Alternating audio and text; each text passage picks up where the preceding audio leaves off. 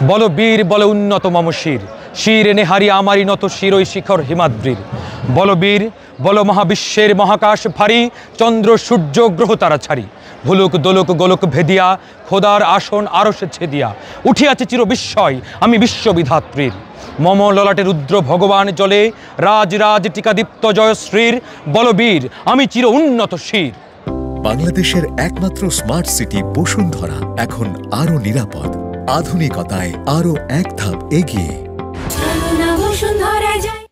তো এখানে আমার পদটা হচ্ছে সাহিত্য সাংস্কৃতিক সম্পাদক, যেহেতু সাহিত্য সংস্কৃতি এটার সাথে জড়িত।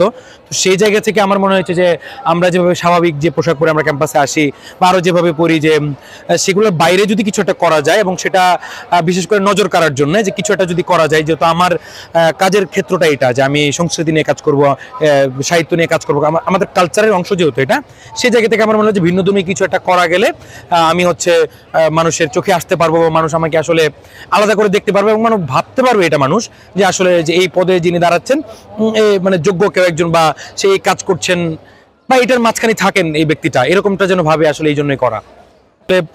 জগন্নাথের যে শিক্ষার্থীরা যারা, তারা আসলে এত স্ট্রাগল করে এখানে পড়াশোনা করে। আমি যদি বলতে চাই জগন্নাথের প্রত্যেকটা স্টুডেন্ট এক একজন রাজা, আমি আসলে তাদের প্রতিনিধিত্ব করেছি এটাকে।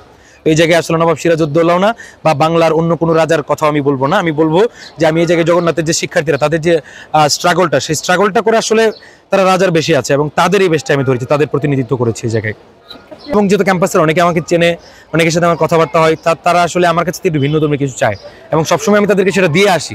যেহেতু দিয়ে আসি, ওই জায়গা থেকে তাদের একটা এক্সপেকটেশন ছিল যে আমি সবার চেয়ে ভিন্ন ধর্মী কিছু একটা করবো। তো এবং তারা এটা খুবই পজিটিভলি এবং খুবই ভালোভাবে নিয়েছে। হ্যাঁ, আমি বলতে চাই এই জগন্নাথ বিশ্ববিদ্যালয়ে আপনাদের সহযোগিতা নিয়ে আমি অনেক কিছু করার চেষ্টা করেছি। সেই জায়গা থেকে আমি বলবো একটা জিনিস, যে এতদিন আমি একদম নিজস্ব জায়গা থেকে কাজ করেছি। আমার নিজস্ব একজন ব্যক্তি যখন এককভাবে কাজ করতে চায়, তার অনেক কিছু ব্যারিয়ার থাকে। তো সেই জায়গাগুলো যদি ভাঙতে চাই এবং যদি আমি আরেকটু প্রাতিষ্ঠানিকভাবে যদি আরেকটু গুছিয়ে কাজ করতে চাই, এই জন্য আপনাদের সহযোগিতা দরকার। আপনারা আমাকে ভোট দেবেন, আপনারা আমার পাশে থাকবেন। আপনারা যদি আমাকে ভোট দেন, আমার পাশে থাকেন, তাহলে আমি মনে করি জগন্নাথ বিশ্ববিদ্যালয়ের জন্য আমি আরো অনেক কিছু করতে পারবো।